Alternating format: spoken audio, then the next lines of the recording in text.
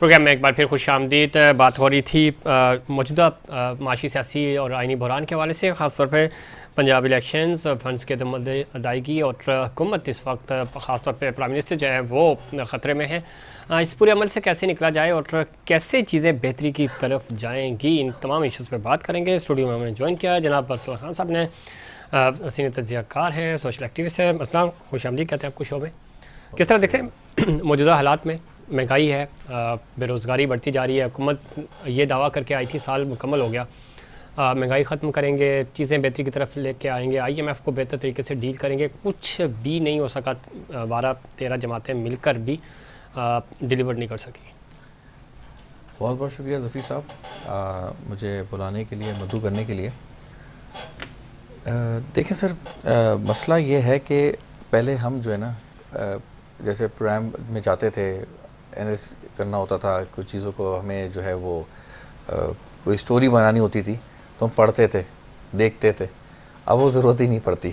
अच्छा। अब आवाम जो है ना, उसके सामने सब कुछ ऐसा है जैसे कि समंदर का पानी और खुला आसमान, उसको सब पता है। लोग अब सब बहुत अच्छे तरीके से, अब ये नहीं कि आवाम अंधेरे में, सही, आवाम को महंगाई के बारे में ये डिजास्टर है। महंगाई ने आवाम की भी आंखें खोल दी, सब कुछ खोल दिए ठीक उनको। तो लेकिन ये तो दावे करके आए थे ना कि हम चीज़ें आपको रिलीफ देंगे, तो रिलीफ आपको अवामी हल्कों में जाते हैं, आपको नज़र आ रहा है रिलीफ? सर देखिए, पहले तो ना एक बड़ा अच्छे से ना एक हम सबको एक चीज़ समझ लेनी चाहिए जी कि अब PDM जो है ना, वो उसका मकसद पूरा हो चुका है। अच्छा, ठीक हो गया, तो वो तो अपने मकसद से अब आगे खड़ी हुई है। वो जो दावे थे वो PDM के हद तक थे, वो कुछ एक्शंस को जो है वो अप्रूवल्स के लिए थे। अब वो चीज़ें उससे आगे आ गई हैं। अब कोई एक दूसरे को सेकंड नहीं कर रहा है, चाहे पाकिस्तान पीपल्स पार्टी हो, चाहे वो नून लीग हो। नून लीग कहती है हमारा डिसीजन है, पीपल्स पार्टी कहती है नून लीग है, PTI कहती है कि ये सब ने मिलकर जो है ये हाल बनाया है। महंगाई तो इशू अब नहीं है, महंगाई इशू था हमारा, सही, और वो हम उस पर फेल हो चुके हैं, ख़त्म हो चुका है वो। ठीक है। हमारा इशू जो है इस वक्त ये है कि इस वक्त शहर को ओन कौन कर रहा है, आपका चला कौन रहा है। सही, प्राइम मिनिस्टर कह रहा है मेरे हाथ में चीज़ें नहीं है, सही, गवर्नर कह रहा है कि मुझे कुछ नहीं पता है, ठीक है। इस्टेब्लिशमेंट कहती है हमारा तो हमने हाथ हटा ही लिया, अब तो हमारा तो कोई पहले हुआ करता था, अब तो ज़रा अवाम का परेशान हाल कौन? तो सर पहले तो हमें ये पता लगाना है कि इस मुल्क है किसके हाथों में। सही, कोई इसको जो है, और हर बंदा ये कह रहा है अभी हम आएंगे, नून लीग भी ये कह रही है कि हम अगर हमें पावर मिल जाएगी ना तो हम ये सब कुछ को दोबारा सेट कर देंगे, चीज़ें बेहतर हो जाएंगी। पीपल्स पार्टी की मैनेजमेंट से भी हम बाउंस बैक करेंगे, ठीक है, जैसे जापान ने किया है। तो भाई चीज़ें बेहतरी की तरफ जाएंगी। अभी हम किसके पास हैं? चलें, अल्लाह करे कि चीज़ें बेहतरी की तरफ जाएँ। हमें हसन मुर्तज़ा साहब ने ज्वाइन किया, सीनियर रहनुमा पाकिस्तान पीपल्स पार्टी से। हसन मुर्तज़ा साहब, खुश आमदीद कहते हैं आपको शो में। किस तरह देखते हैं मौजूदा जो आइनी बहरान है? पंजाब ज़ाहिर है, अगेन पंजाब में इलेक्शंस तो हमें होते हुए नज़र नहीं आ रहे, लेकिन जो चीज़ या जो माहौल बन रहा है वो हमें एपिसोड रिपीट होता हुआ नज़र आ रहा है। बज़ाहिर जिस तरह यूसुफ रज़ा गिलानी साहब को ख़त ना लिखने के ऊपर उनको वज़ारत उज़्मा से जाना पड़ा था, बदकिस्मती हमारी रही तारीख़ की। तो एक तरफ आइन के हमारे 50 साल मुकम्मल हुए, दूसरी तरफ आइनी बहरान का हम शिकार है। तो आइन और कानून की बालादस्ती सही मानों में हम क्यों नहीं कायम कर सके जनाब हसन मुर्तज़ा साहब? देखिए जी, बहुत शुक्रिया।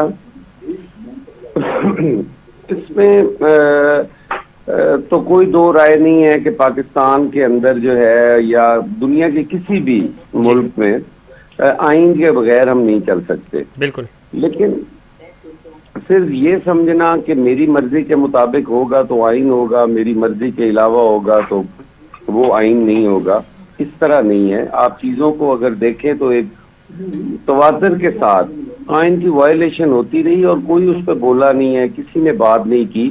हालांकि वो अगर पहले दिन होती है तब भी गलत है, अगर आज होती है तब भी गलत है, अगर आखिरी दिन होती है तब भी गलत है। हम आज भी कहते हैं कि पाकिस्तान के अंदर इलेक्शंस जो हैं वो आइन और कानून के मुताबिक होने चाहिए जी, लेकिन जो भी हमारे इदारे हैं उनको भी आइन के मुताबिक ही फैसले करने चाहिए। अगर एक जगह आइन वायलेट हो रहा है तो वही इदारा जो है वो उस वक्त क्यों नहीं एक्टिव होता जिस वक्त एक नो कॉन्फिडेंस आता है और एक लो कॉन्फिडेंस पे 14 दिन के अंदर अगर वोटिंग कराना लाजमी है तो नहीं होती, तो उस वक्त क्यों नहीं कहा जाता कि आज गलत हो रहा है? ठीक। अगर पंजाब असेंबली के अंदर आइन की वायलेशन होती है तो वहां क्यों नहीं कहा जाता? सिर्फ मखसूस जो है उसके लिए आइन आइन आइन का सहारा लेना और उसके पीछे छुपना, मैं समझता हूं कि वो भी कोई आइनी काम नहीं है। साहब अब दुरुस्त फरमा रहे हैं आप, जो निशानदेही कर रहे हैं माजी में हमने देखा पिक एंड चूज़ की पॉलिसी नहीं होनी चाहिए। जो चीज़ें आपको फेवर कर रही होती हैं वहाँ पे ज़ाहिर फौरी एक्शन भी होता है, जहाँ आप चाहते हैं कि थोड़ा डिले होना चाहिए तो वहाँ डिले भी हुआ है। लेकिन क्यों हम आज 75 साल गुजर जाने के बावजूद भी, और ज़ाहिर 50 साल हमारे आइन को हो गए एक मुश्तरका आइन मिले हुए भी, तो चीज़ें तो बड़ी ऑटोमेटिकली हो जानी चाहिए थी, बाय डिफ़ॉल्ट हो जानी चाहिए थी, ताकि हमें इस डिबेट की ज़रूरत ही ना पड़ती। लेकिन बदकिस्मती से आज से ही हम शुरू कर लें, अभी भी तो हम मुत्तफ़िका तौर पे किसी चीज़ के ऊपर चलने को तैयार नहीं है ना। डिवाइड बहुत ज़्यादा है, चाहे वो आपकी पार्टी हो या दूसरी पॉलिटिकल पार्टीज़ हों। जमहूरी सोच तो रखते हैं, लेकिन अब जब हम प्रैक्टिकली उसको अप्रोच करने की कोशिश करते हैं तो वो चीज़ें हमें नज़र नहीं आ रही। इस तरह तो मुल्क आगे नहीं बढ़ेगा, और हालात आपके सामने हैं। बिल्कुल, इसमें कोई दो राय नहीं है जी, आप बिल्कुल सही कह रहे हैं, और आइन के बगैर तो चला भी नहीं जा सकता। जी जी। पाकिस्तान पीपल्स पार्टी आइन देने वाली जमात है, पाकिस्तान पीपल्स पार्टी आइन बहाल करने वाले जमात है। पाकिस्तान पीपल्स पार्टी ने आइन का तहफ़्फ़ुज़ किया है हमेशा। हमने तो बीबी शहीद के असैसिनेशन के बाद भी आइन के मुताबिक इलेक्शन का ही मुतालबा किया। बेहतरीन जमहूरियत इंतकाम जो है वो जमहूरियत को ही करार किया। जी बिल्कुल। हम तो कहते हैं जी कि इलेक्शन आइन के मुताबिक होने चाहिए। अब अगर एक साइड से किसी का आर्गुमेंट सुना ही ना जाए, किसी की कोई दलील मानी ही ना जाए, तो मेरा ख्याल है वो ज्यादती है। बिल्कुल ठीक कह रहे हैं, ज्यादती तो है। मैं अगेन यही बात कह रहा हूँ कि ये जो इश्यूज आ रहे हैं, जो शिकवे शिकायत आ रही हैं, ज़ाहिर है इसका हल इदारों ने ही करना है। हर इदारे की अपना अपना डोमेन है। पार्लियामेंट के अंदर रहते हुए उसका अपना काम है, अदलिया का अपना काम है, और बाकी जो हमारे ब्यूरोक्रेसी है, एस्टैब्लिशमेंट है, उनका अपना अपना रोल है। बदकिस्मती से ये सारे चीज़ें जो हैं वो सुपरसीड होती हुई नज़र आई माजी में भी, और अभी भी कहीं ना कहीं हो रही हैं। लेकिन आप पॉलिटिकली ज़रा अच्छा बोलते भी हैं, हल्के की सियासत भी करते हैं, खुले दिल से बात भी करते हैं। क्या वजह है कि हम ना तो डायलॉग की तरफ जाना चाह रहे हैं और ना इन इश्यूज़ को हल करने की कोशिश कर रहे हैं? और जो आप जैसे संजीदा लोग हैं किसी भी पॉलिटिकल पार्टी में, तमाम स्टेक होल्डर्स की बात कर रहा हूँ, तो आगे बढ़कर किसी तरह किसी नुक्ते के ऊपर इकट्ठे हो जाएं ताकि हम इस दलदल से बाहर आ जाएं। जनाब असलम साहब, मैं तो ये समझता हूँ कि ये चीज़ें जो है, जैसे जमहूरियत चलती है उसके साथ साथ आमरीत और बाकी की जो चीज़ें हैं वो भी साथ साथ ही चलती हैं। जब भी जमहूरियत का पौधा यहाँ पे कोई मजबूत होने लगता है या जमहूरियत यहाँ बेहतर होना शुरू होती है, तो उसके लिए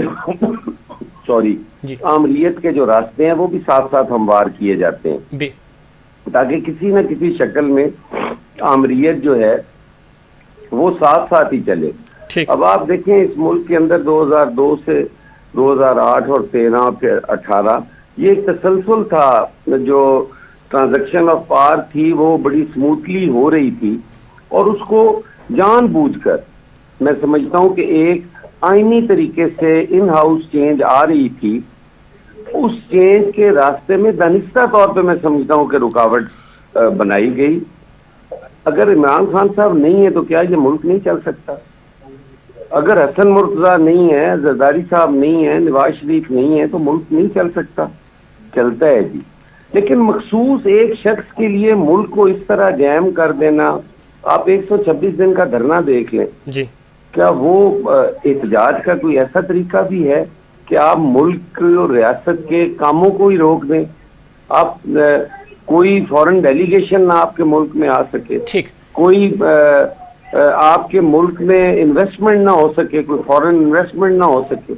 अगर एक इदारा आपके खिलाफ कहता है फॉरेन फंडिंग साबित होती है आप पे, आपके अपने पार्टी का आदमी, आपका फाउंडर मेंबर अगर आप पे करता है और वो साबित हो जाती है, तो आप कहते हैं कि नहीं, मैं तो कारकुनों के पीछे खड़ा हूं, मुझे गिरफ्तार करके दिखाओ। ठीक, कोई कानून नाफिज करने वाला इदारा आपके पास वारंट लेके चला जाए तस्दीक कि इसकी तस्दीक कर दें जी, आपकी पेशी है, आप उस पे भी जमाना सर पे उठा लें। ठीक है ये सर, चीजें बिल्कुल मुल्क की ठीक कह रहे हैं, लेकिन रियासत ऐसे नहीं चलती। यही चीज़ें हैं कि हमें इन सब चीज़ों पे अमल होता हुआ नज़र नहीं आया, और पिक एंड चूज जो मैं बार बार बात कर रहा हूँ, ये चीज़ें हमें नजर आई, और जिसका नुकसान अल्टीमेटली पाकिस्तान को ही हो रहा है, रियासत पाकिस्तान को हो रहा है। हमें ज्वाइन किया जनाब डॉक्टर निसार चीमा साहब ने, MNA सीनियर सियासतदान है, मुस्लिम लीग नून से आपका ताल्लुक है। चीमा साहब खुश आमदीद कहते हैं, बहुत दिनों बाद आपने मेहरबानी की। जी चीमा साहब, हसन मुर्तज़ा साहब हमारे साथ लाइन पे मौजूद हैं, अरसलान खान तजियाकार कराची स्टूडियो में हमारे साथ मौजूद हैं। किस तरह देखते हैं मौजूदा जो सूरत हाल है, जिस तरह हसन मुर्तज़ा साहब भी फरमा रहे थे 2008 से एक तसलसल शुरू होता था, 13, 18, फिर अब ज़ाहिर 23 में इलेक्शन होने थे। ये एक अलग बहस है कि कोई भी प्राइम मिनिस्टर हमारे यहाँ 5 साल पूरे नहीं कर सका। अब चीज़ें मैनेज होती रही, टेम्पर्ड होती रही, यही कहानी आज हम आईने पाकिस्तान को 50 साल हो गए और 75 साल हम पाकिस्तान को हो गए, तो हम यही कहानियाँ सुनते आ रहे हैं। अब आज भी हम सिफर पे ही खड़े हैं, क्यों ऐसा हो रहा है और क्यों नहीं हम माजी से सीख पा रहे? देखिए, गुजारिश ये है कि हमारे भाई जनाब हसन मुर्तज़ा साहब ने बड़ी मुदल्लल गुफ्तगू की है। जी, गुजारिश ये है कि अगरचे पूरी कौम जानती है कि बदकिस्मती से हमारे मुल्क में अगरचे कहा तो जाता है, और बात भी सही है कि आइन साज और कानून साज इदारा तो पार्लियामेंट है, जी, लेकिन फैसला साजी कहीं और होती है। देखें, जो फैसला साजी में अहम तरीन इदारे हमारी मुसल्लह अफवाज और हमारी अदलिया, इन दोनों की लीडरशिप ने बाज़ औक़ात इस तरह का रोल प्ले किया है जो बड़ा ही अफसोसनाक और नाकाबिल रश्क है। इन देखें, जुडिशल लीडरशिप और मिलिट्री लीडरशिप के कनामेंस के साथ जी, उनके गठजोड़ के जरिए जुल्फ़िकार अली भुट्टो का जुडिशल मर्डर हुआ। उन्हीं के गठजोड़ के नतीजे में मियां नवाज शरीफ को एक इंतहाई रिडिकुलस, एक मद का केस बुनियाद पे कि जी बेटे से जो तनख्वाह लेनी थी, जो ली भी नहीं, जी, उसका वो शो क्यों नहीं की, उसकी बिना पर डिस्क्वालीफाई कर दिया गया। देखिए, बात यह है, एक लंबी हिस्ट्री है, तारीख है, और बड़ी नाकाबिल रश्क और अफसोसनाक है, और नजरिया जरूरत के तहत क्या क्या कुछ नहीं किया गया। जब भी ये है कि ये जो है फौजी आमरों ने सिविल हुकूमतों का तख्ता उल्टा, मुल्क पे कब्जा किया, तो उस वक्त हमारी जुडिशरी ने बदकिस्मती से उनको नजरिया जरूरत के तहत वैलिडेट करते रहे, उनके गैर आईनी इकदाम को। अब यह है कि इस वक्त हमारा केस जो है उसके 2 पॉइंट्स हैं।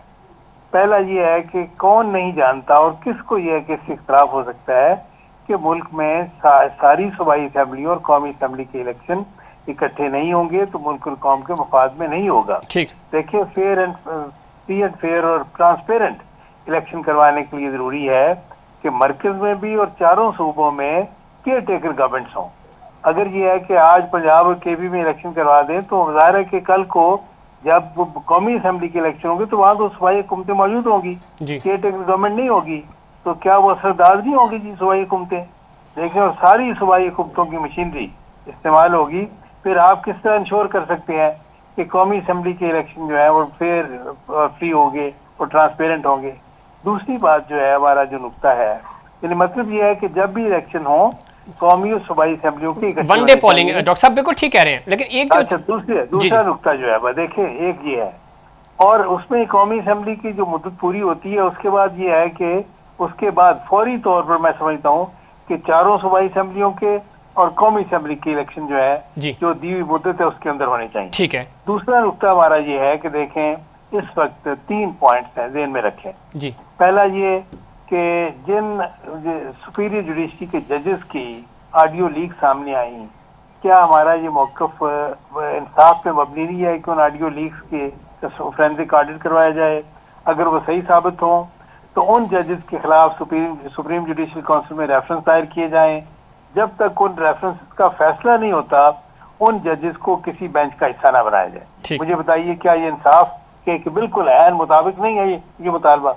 दूसरा मुतालबा हमारा ये है कि देखें, आर्टिकल 63A की जो इंटरप्रिटेशन की गई, पंजाब असेंबली के पीटीआई के वर्कान जो अपनी पार्टी की क़यादत की पॉलिसी से बेजार होकर, नाराज होकर उन्होंने बगावत की, तो ये है कि उन्होंने जब वोट कास्ट किया तो एक तो ये कि उनका वोट काउंट नहीं हुआ और इसके बावजूद उनको डिस्क्वालीफाई कर दिया गया।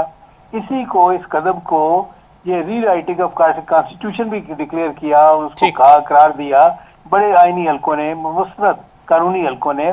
हमारा मौकफ ये है कि इसके खिलाफ हमारी अपील पेंडिंग है सुप्रीम कोर्ट में, सुप्रीम कोर्ट का फुल बेंच उसे सुने। तीसरा और आखिरी नुकता ये है कि अब पार्लियामेंट ने, ये देखें सुओ मोटो के हवाले से पार्लियामेंट में जो कानून साजी हुई है, जो कानून साजी उसके मुताबिक सुओ मोटो का जो नोटिस लेने का जो इख्तियार है, बेंच बनाने का इख्तियार है, वो एक शख्स की बजाय 3 सीनियर मोस्ट जजेस को तफवीज कर दिया गया। ठीक है, सुप्रीम कोर्ट के चीफ जस्टिस समेत 3 सीनियर मोस्ट जज जो हैं वही बेंच बनाए, वो फैसला करें।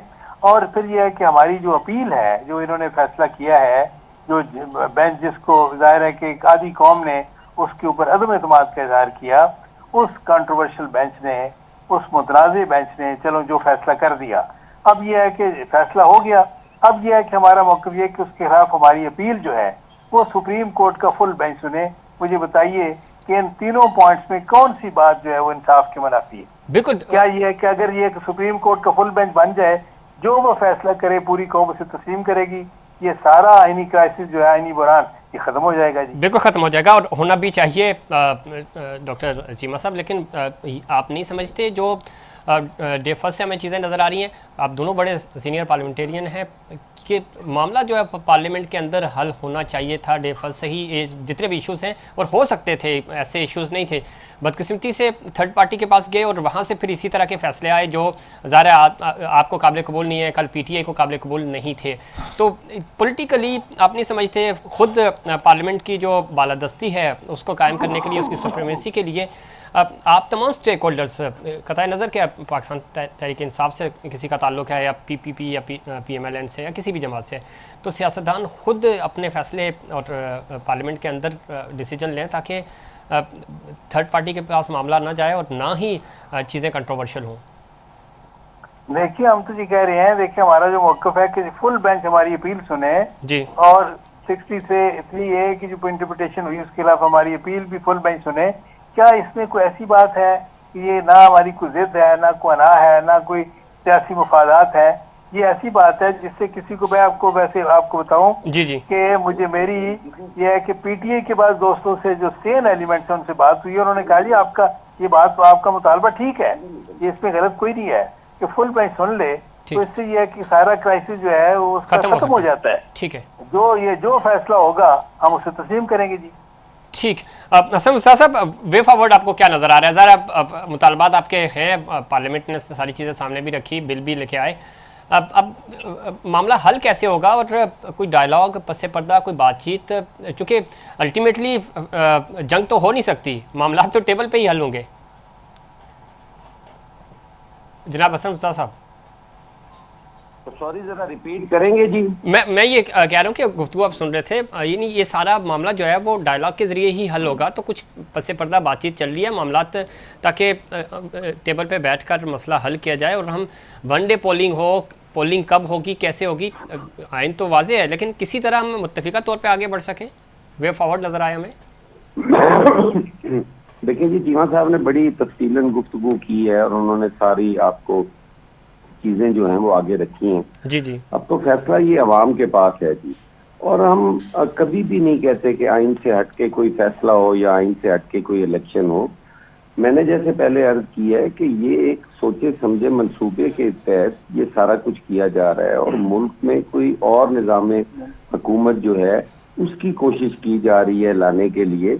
वो चाहते हैं कि इस पार्लिमानी जमहूरी निज़ाम को इतना एक लोगों के सामने हम गंदा कर दें कि लोगों का एतमाद इससे उठ जाए। ठीक। और मैं समझता हूं कि ये भी 73 के आइन की खिलाफ वर्जी है, ये उसी मुतफिका आइन की खिलाफ वर्जी है कि आप किसी भी पार्टी को लेवल प्लेइंग फील्ड ना दें।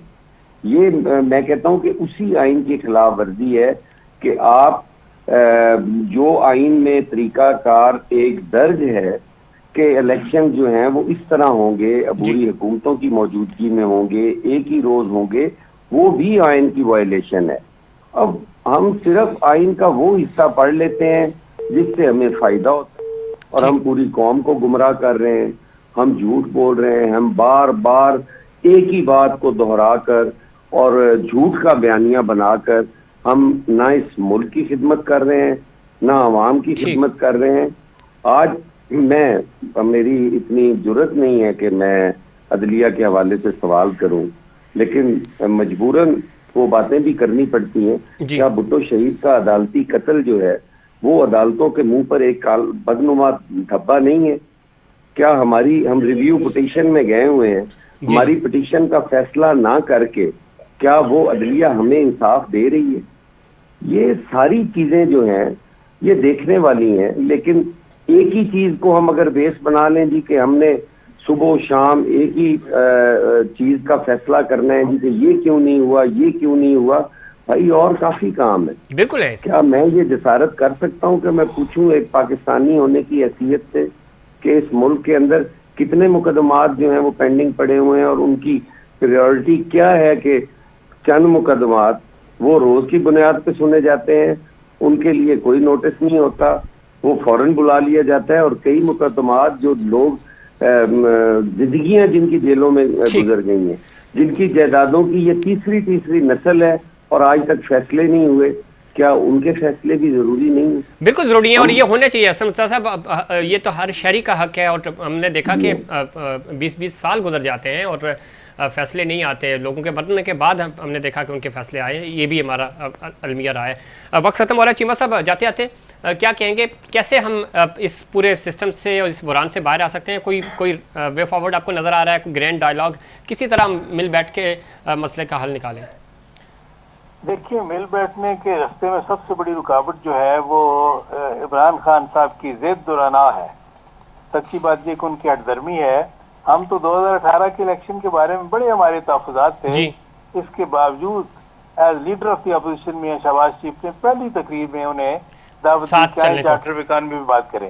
उस वक्त भी इमरान खान साहब की जिद, उनके अना, उनकी तंग नजरी, उनकी रौनत और फिरौनियत आड़े आई और उन्होंने हमारा जो दस्ते ताउन बढ़ा हुआ था उसको हकारत से झटक दिया।